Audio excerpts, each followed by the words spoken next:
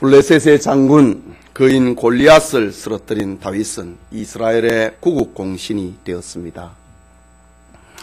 백성들의 입에서 사울의 죽인 자는 천천히요 다윗은 만만이라고 하는 소리가 퍼지기 시작했습니다. 사람이 높은 지위에 오르게 되면 시기하는 사람이 있는데 다윗을 시기하는 사람은 뜻밖에도 이스라엘의 왕 사울이었습니다. 사울은 다윗의 명성이 높아지자 공연히 위기감을 느끼게 된 것입니다. 그는 다윗이 가진 군대 장관의 직위를 천부장으로 강등시켜 버렸습니다. 자신의 딸 메랍과 다윗이 결혼 날짜를 잡았는데 사울은 딸을 다른 사람에게 결혼시켜 버렸습니다. 그의 둘째 딸 미갈이 다윗을 좋아하자 사울은 다윗에게 블레셋 사람을 죽이고 양피 100을 가져오면은 결혼시키겠다고 하는 엉뚱한 조건을 내세웠습니다. 이것은 다윗을 블레셋 사람의 손에 죽게 하려는 사울의 속셈이었습니다. 용감한 다윗은 블레셋 사람 100명을 죽이고 결혼 조건을 이루었습니다. 하지만 사울은 차일피일 미루다가 왕궁에서 다윗에게 창을 던져서 직접 죽이려고 했습니다. 이때부터 다윗은 사울을 피하여 도망다닙니다. 궁궐을 떠나 제사장의 마을 롭당에 도주했습니다. 블레셋의 성읍 가드로 피신하기도 했습니다. 아둘람 굴을 은신처로 삼기도 했습니다. 이때 이스라엘의 환난당한 자, 빚진 자, 마음에 원통한 자들이 다윗에게로 몰려오기 시작했습니다. 다윗과 함께한 용사가 400명이나 되었습니다. 이들은 사울 왕에게 한결같이 고통당하던 사람들이었습니다. 다윗은 이들을 받아들이고 이들을 포용하고 그들을 훈련해서 훌륭한 용사로 만들었습니다.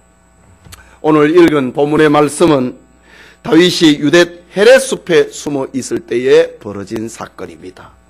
어떤 사람이 헐떡이며 달려와서 블레셋 사람들에게 침략당한 그일라 주민을 구해내 달라고 하는 것입니다. 다윗은 지금 사울에게 쫓기는 몸입니다. 자기 목숨을 부지하기에도 급하고 피난 온 사람들의 생명까지 위태롭게 되어지는 그런 상황이 됩니다. 하지만 다윗은 도움을 청하는 백성의 소리를 외면할 수 없었습니다. 그는 하나님 앞에 기도했습니다. 이때 하나님은 그일라 거민을 구원하라 라고 말씀하십니다. 이 시간 그일라 주민의 구원이라는 제목으로 하나님의 말씀 받고자 합니다. 말씀을 듣는 우리 모두에게 하나님의 은혜가 있기를 소원합니다. 첫째로 환난당한 백성들에게서 들려오는 소리입니다. 블레셋은 이스라엘 서남부 지중해 연안에 위치하고 있는 아주 호전적인 나라입니다. 블레셋은 사울 왕이 다윗을 추격을 하고 있다는 이 혼란한 틈을 타서 이스라엘을 침략해서 백성들이 1년 동안 농사를 지어놓은 그것을 수탈해 나가는 양식을 탈취해 나가는 일이 벌어졌습니다. 오늘 읽은 본문의 말씀 1절을 함께 읽겠습니다. 사람들이 다윗에게 전하여 이르되 보소서 블레셋 사람이 그일라를 쳐서 그 타작마당을 탈취하더이다 하니라고 합니다. 여기 그일라는 지금 다윗이 은신하고 있는 곳에서 북쪽으로 약 9km, 약 20리 정도 떨어진 블레셋 지방과 그리고 유다의 국경선에 위치하고 있는 유다의 작은 성읍입니다. 그일라 주민은 어려움을 만났습니다. 백성의 고통을 외면을 하고 있는 사울 왕에게 도움을 청하지 아니하고 다윗에게 어려움을 알리고 도움을 청한 것입니다. 사울은 백성의 약함을, 아픔을 잘 돌아보지 않는다 이거지. 이것이 이미 이스라엘 사회에서 소문이 나버렸습니다. 그래서 그일라 주민이 블레셋의 공격을 받아서 1년 동안 농사 지은 것을 탈취당하고 있다고 하는, 가축이 빼앗기고 사람들이 잡혀가고 있다고 하는 이런 소식을 사울 왕에게 알리는 것이 아니라 지금 피난살이 하고 있는 다윗에게 이 소식을 알리고 도와달라고 요청한 것입니다. 이 소식에 다윗은 가슴이 아팠습니다. 비록 사울에게 쫓기고 있는 신세였지만은 동족 그일라 사람들이 불쌍했습니다. 그들을 구원해주고 싶었습니다. 다윗의 삶을 보면은 언제나 자기보다도 하나님의 나라, 자기보다 하나님의 백성을 우선하는 삶을 살았습니다. 그러나 다윗은 지금 자기의 형편이 처량합니다. 그일라 사람들보다도 더 딱하고 어려운 처지입니다. 지금 사울에게 은신처가 들키면 죽습니다. 다윗은 지금 그일라 사람들을 돕기로 나선다면은 사울 왕에게 은신처가 노출이 되고 맙니다. 혼자일 때는 좀 자유롭지만은 지금 사울에게는 400명의 사람들이 있고 그의 가족들이 있습니다. 혼자가 아니라는 말입니다. 다윗은 그들의 생명을 책임을 져야 되는 겁니다. 그렇다고 해서 다윗은 자기 안전만을, 자기하고 함께하고 있는 사람들의 안전만을 생각을 하고 환난당한 그일라 사람들에 대해서 침묵할 수도 없는 처지였던 것입니다. 여러분, 오늘날에도 사탄은 교회의 미숙함, 교회의 갈등, 교회의 혼란을 이용을 해서 하나님의 일을 하지 못하도록 합니다. 우리 주변에 얼마나 많은 교회가 성장하지 못했다고 하는 이유로, 교회가 아직 안정을 찾지 못했다고 하는 이유로, 아직은 때가 아니다고 하는 이유로 침묵을 하고 있습니까? 우리는 어떻게 처신을 해야 되겠습니까? 여러분 자신은 어떻게 처신해야 되겠습니까? 시기상조다. 최적의 때가 있을 것이다. 나는 그때를 기다린다. 아니면은 다음이다. 라고 미루겠습니까? 성경은 오늘 다윗이 행한 일을 통하여서 우리를 교훈하고 있습니다. 둘째로 생각하고 있는 것은 하나님께 길을 묻는 다윗입니다. 하나님 어쩌면 좋겠습니까? 길을 묻는 다윗입니다. 본문 2절 말씀 함께 읽겠습니다.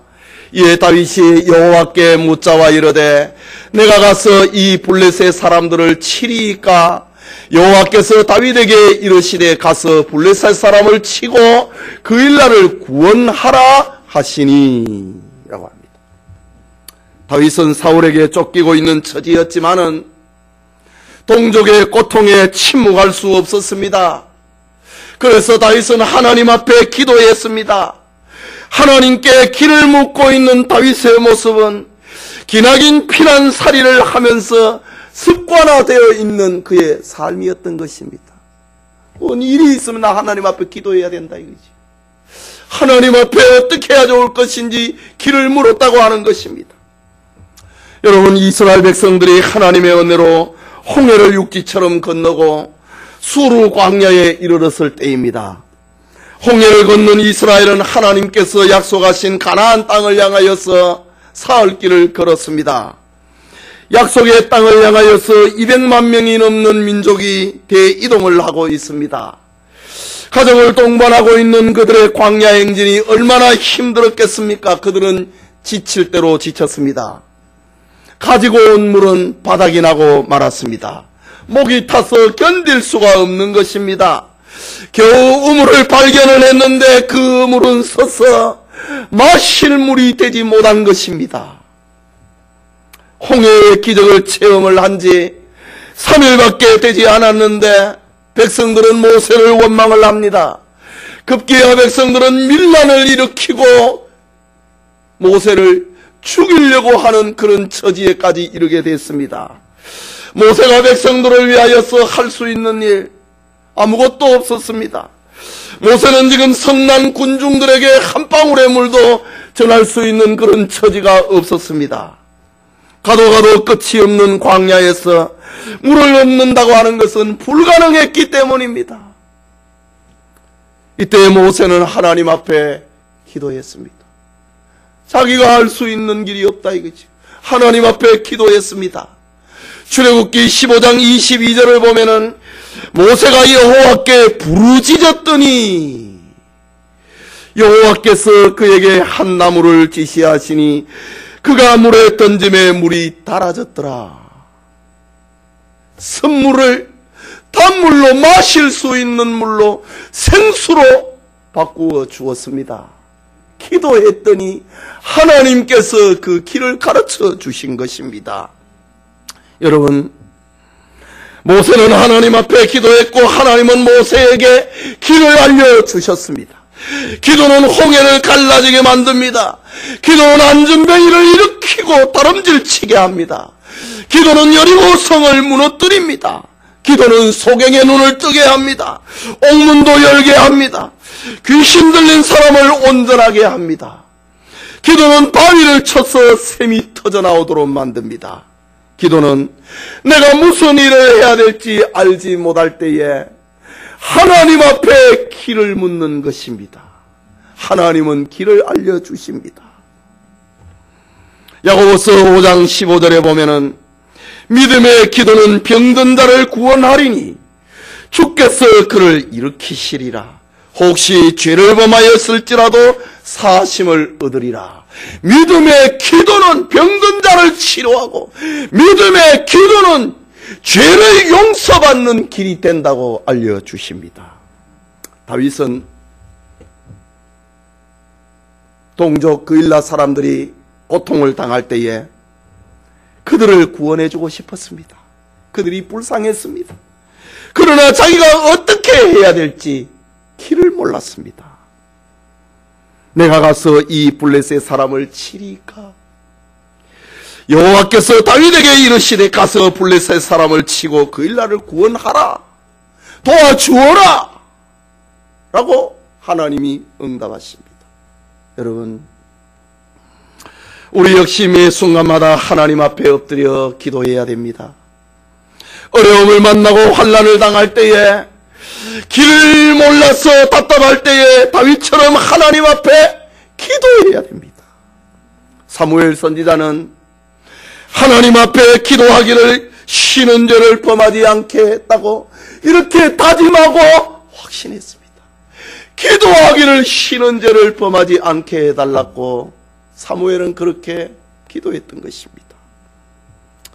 자기의 판단을 믿지 말고, 자기의 생각대로 살지 말고, 자기가 결정하는 것이 최선의 길이라고 여기지 말고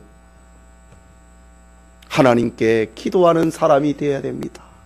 오늘 성경은 기도하는 사람이 되어야 된다 라는 사실을 알려줍니다. 기도하는 사람은 지혜로운 사람입니다.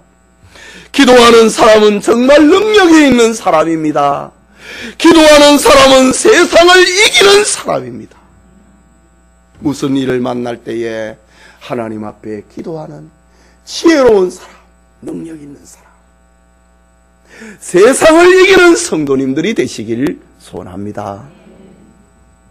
셋째로, 사람의 생각과 다른 하나님의 계획입니다.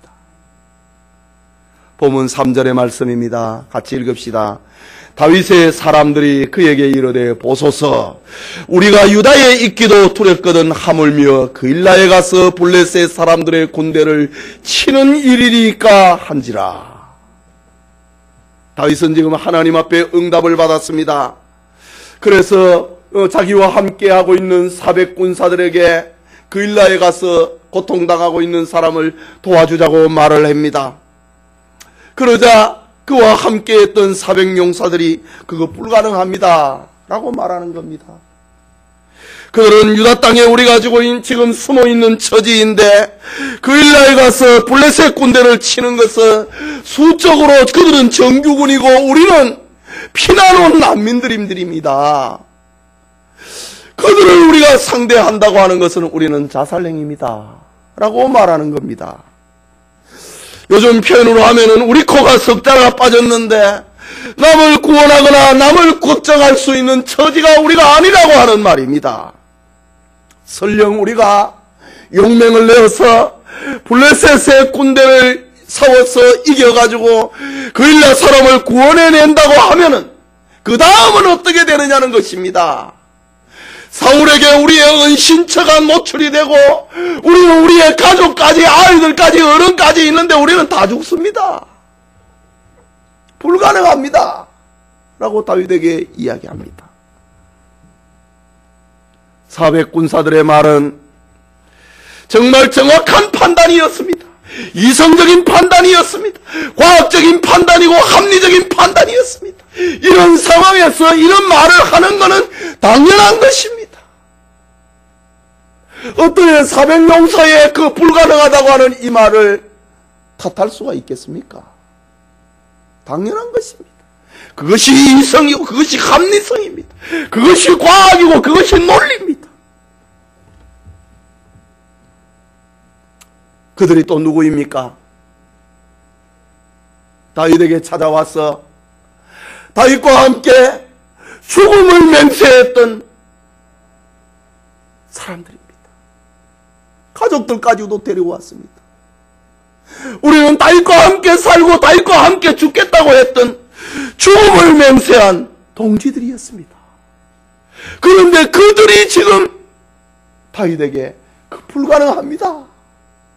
그가 이런 일을 하다가 우리 다 죽습니다. 라고 말을 하는 것입니다. 이때 다윗은 하나님 앞에 다시 기도했다. 라고 합니다. 4절 말씀입니다. 사무엘상 23장 4절의 말씀 우리 함께 읽겠습니다.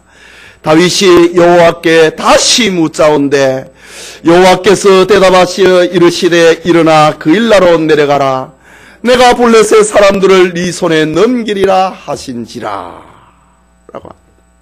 여러분, 하나님의 생각은 사람의 생각과 달랐습니다. 지금 다윗에게 불가능하다고 말을 했던 사람들은 불신자들 아닙니다. 다윗의 어떤 이야기에 사사건건 반대하는 사람들이 아닙니다. 그들은 다윗과 함께 죽음을 맹세했던 사람들입니다. 그들이 안 된다고 합니다.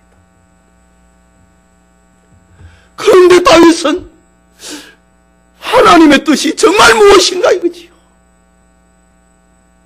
다시 하나님 앞에 기도합니다. 하나님의 뜻은 사람의 생각과 다르다는 겁니다.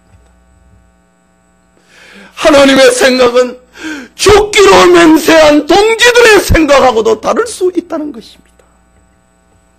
하나님은 다윗이 지금 공경에 처해 있어도 환난당한 주민들을 구원해 주라고 하는 메시지였습니다. 다윗이 아직 튼튼한 진영을 갖추지 못해도 고난당하고 있는 그일라 주민을 구원해 주라고 하는 말이었습니다. 다윗은 아직 국가의 조직과 형태를 갖추지 못해도 고난당하고 있는 환난당하고 있는 블레셋 사람들에 의해서 짓밟히고 있는 그일라의 주민들을 구원해 주라는 것이 하나님의 뜻이었습니다. 이것이 하나님의 뜻이라는 겁니다. 다윗아, 가서 도와주어라. 내가 블레셋 사람들을 칠 것이다. 내가 그 전쟁을 이기게 할 것이다. 너는 순종해라. 전쟁은 내가 이기게 할 것이다. 하나님이 말씀하십니다. 여러분, 우리가 어떤 일을 결정을 할 때에 인간의 합리적인 판단과 많은 사람들의 의견을 듣고 참고하는 것은 중요합니다. 왜? 내 생각이 부족할 수 있으니까 다른 사람들의 친구와 이웃의 도움을 구하는 것 중요합니다. 그러나 인간의 합리적인 판단과 많은 사람들의 그 논리적인 그 의견이 하나님의 생각과 다를 수도 있다는 것을 우리는 기억해야 됩니다. 다윗은 내가 하나님 앞에 가리까 응답했다 이거죠. 그런데 상황은 요동치 않는 거예요. 흔들리지 않는 거예요. 안 된다는 거예요. 다윗은 다시 기도했다. 모든 사람이 반대해도 하나님의 뜻에 순종해야 된다. 다이다, 너는 순종하는 것이고 전쟁은 내가 할 것이니까 너는 순종해라 라고 합니다. 여러분, 우리가 하나님을 기쁘시게 할 꿈을 가지고 있는 영천교회의 가족이라면 이성적으로 불합리하고 상식적으로 이해가 안 돼도 하나님의 뜻을 따르고 하나님의 마음을 기쁘시게 하는 사람이 되어야 됩니다. 고통하는 그 일날을 구원해 줘야 됩니다. 상식적으로 시기상조고 논리적으로 불가능한 일이라 할지라도 하나님의 뜻을 따라야 되고 하나님 앞에 기도해야 되는 겁니다. 우리가 기도하면 하나님이 응답하십니다. 예레미야 33장 3절에 너는 내게 부르짖으라 내가 네게 응답하겠고 네가 알지 못하는 크고 비밀한 일을 네게 보이리라. 기도하면은 길을 열겠다고 하는 하나님의 약속입니다. 하나님 앞에 기도하고 사람의 생각과 다르다 할지라도 하나님의 뜻이라면은 순종하는 그런 은혜가 있기를 소원합니다. 마지막으로 축복을 경험하게 하는 순종입니다. 5절의 말씀 함께 읽겠습니다. 다윗과 그의 사람들이 그 일나로 가서 블레셋 사람과 싸워 그들을 크게 쳐서 죽이고 그들의 가축을 끌어오니라. 다윗이 이와 같이 그 일나 주민을 구원하니라 라고 합니다. 사람의 반대에도 불구하고 하나님의 말씀을 따라 블레셋 사람과 싸운 다윗은 큰 승리를 얻었습니다. 두 번이나 하나님 앞에 확신을 가졌던 다윗입니다. 내가 가리이까 가라. 내가 가리이까 가라. 내가 그 전쟁을 이기게 하겠다 라고 했습니다. 순종의 결과 큰 승리를 얻었습니다. 다윗은 그 일나 사람들이 빼앗겼던 곡식과 가축과 거민을 구원해냈습니다. 다윗은 하나님의 구원 사역에 축복의 도구로 쓰임을 받게 되었습니다. 다윗이 비록 사울에게 쫓기는 처지였고 남을 도와줄 남의 형편을 살필 그런 형편이 되지 않았지만은 하나님이 다윗과 함께 계심을, 함께 하고 계심을 알리는 그런 계기가 되었습니다. 자기 처지가 가련한데도 남을 도울 때에 하나님이 돕고 있는 그 사실을 발견하게 됐다는 겁니다. 이 사건으로 말미암아 백성들은 다윗이 진심으로 백성을 사랑하는 왕제라고 하는 사실을 알게 됩니다. 정말 다윗은 백성을 사랑하는 사람이구나. 그걸 알게 됩니다. 여러분, 다윗이 그 일나를 구원한 사건은 그의 피난 생활의 전환점을 가져옵니다. 궁핍한 피난 생활에 이제 공식적으로 양식이 공급됩니다. 그 일나 주민들이 가만히 있겠습니까? 다윗을 따르는 사람들은 이제 600명으로 늘어납니다. 이때부터 사람들은 다윗에게 더 모여듭니다. 다윗이 사람의 생각과 사람의 말을 들었다면 할 수 있는 것은 아무것도 없었습니다.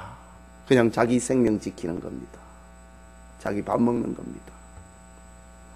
그러나 다윗이 하나님의 말씀에 순종한 결과 다윗은 하나님의 축복을 경험합니다.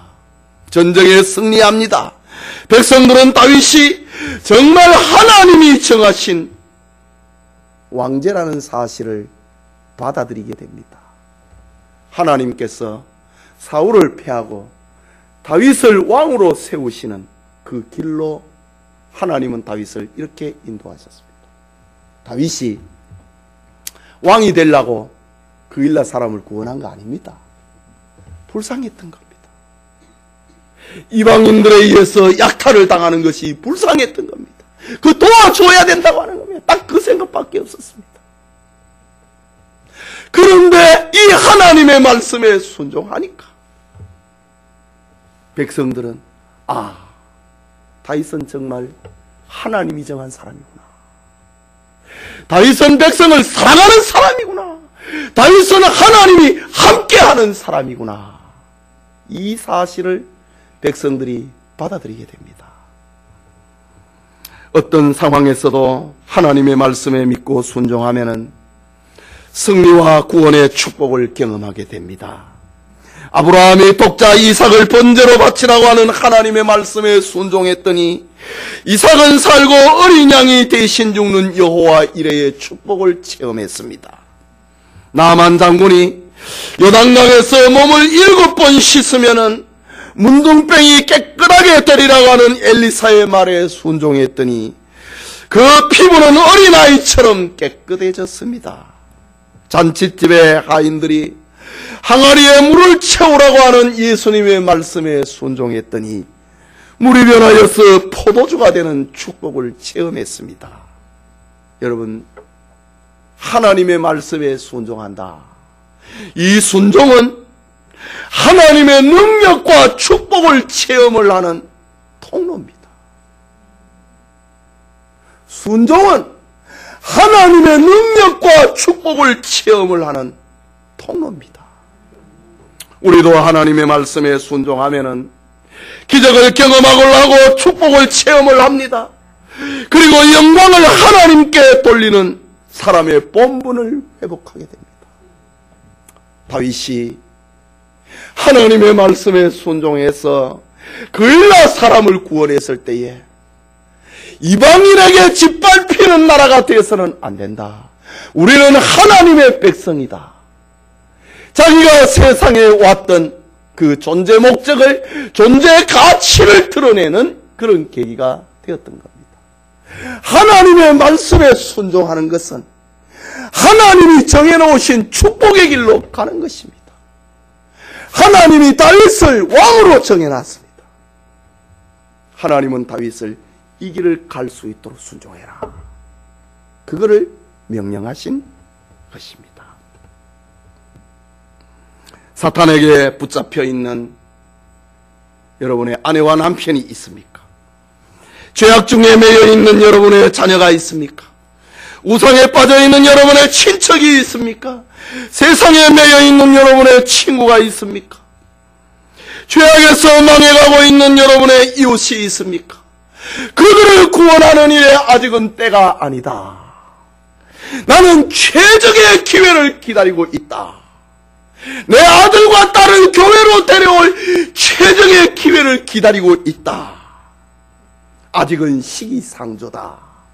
이런 생각을 하는 이가 있는가? 이 말입니다. 사람을 구원하는 최적의 기회는 없습니다. 지금 다윗은 최악의 상황에서 그일라 사람을 구원했습니다. 이게 하나님의 뜻이라 이거지요.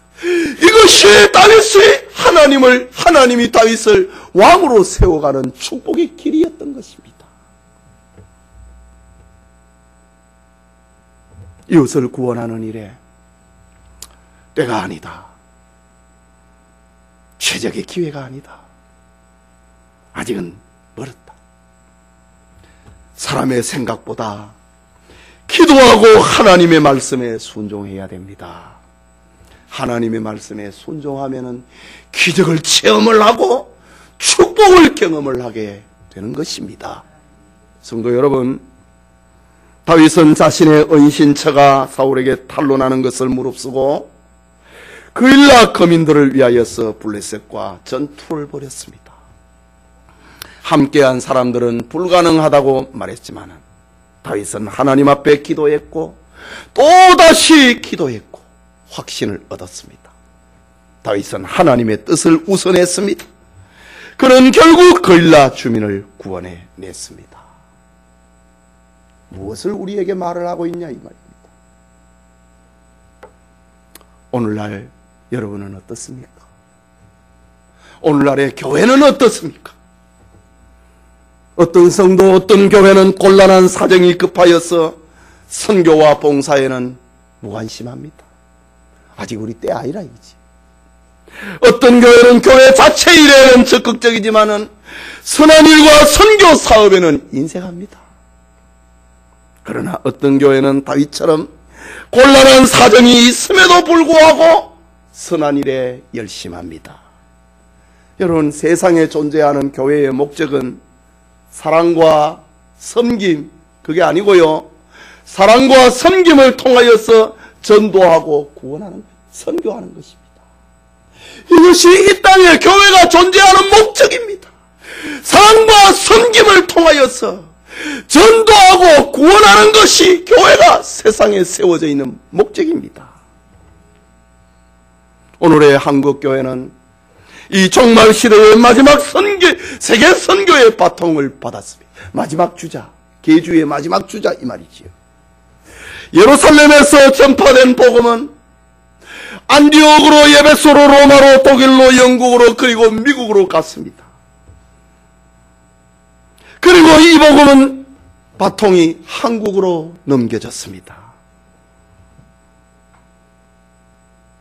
우리는 우리가 감당해야 될 마지막 코스가 있다 이거지요. 그것은 유물론전 공산 국가에 사로잡혀 있는 중국을 지나가야 됩니다.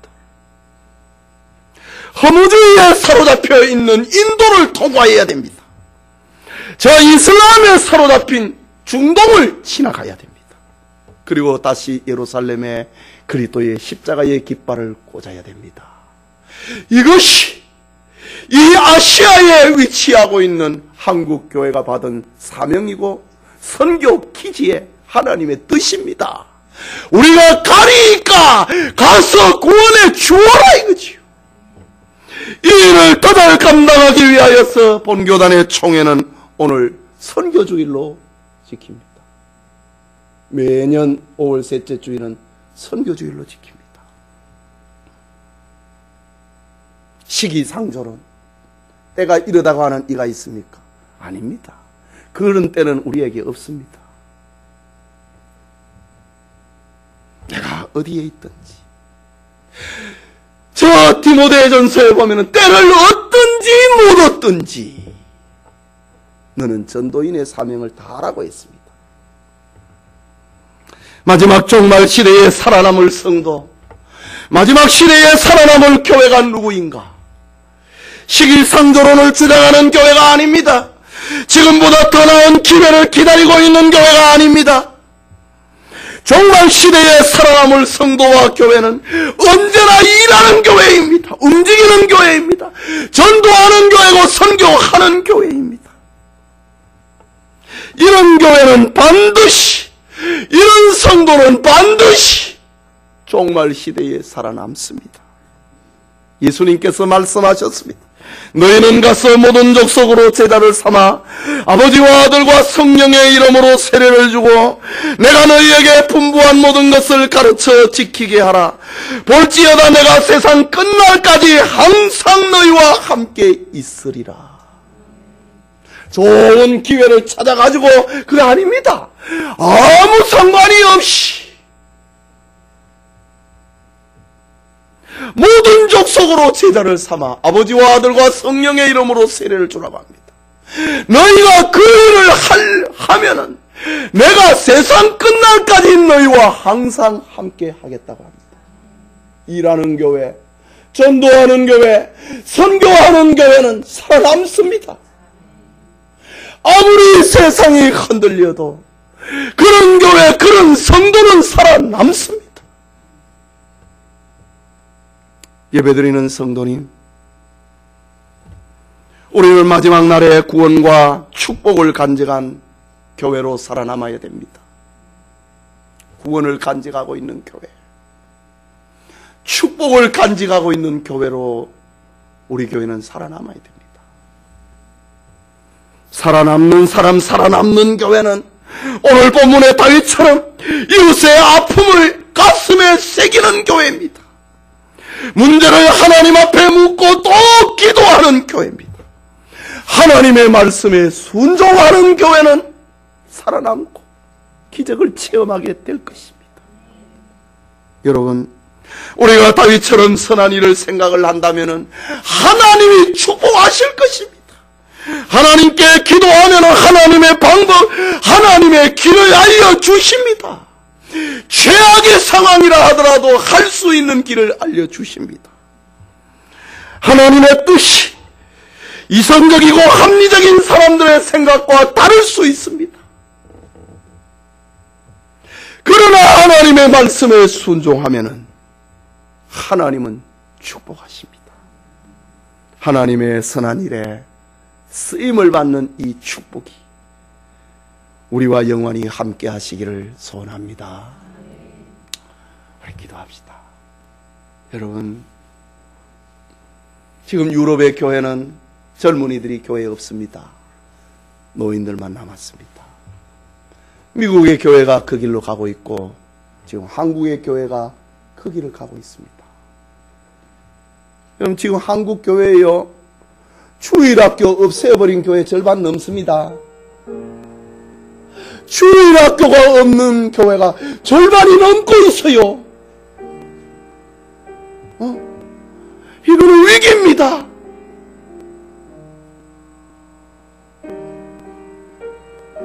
우리가 살아남으려면 하나님 앞에 하나님의 뜻을 구해야 됩니다.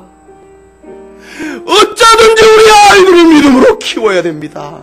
매를 때려서라도 아이들을 믿음으로 키워야 됩니다. 그리고 아이들을 사랑해야 됩니다.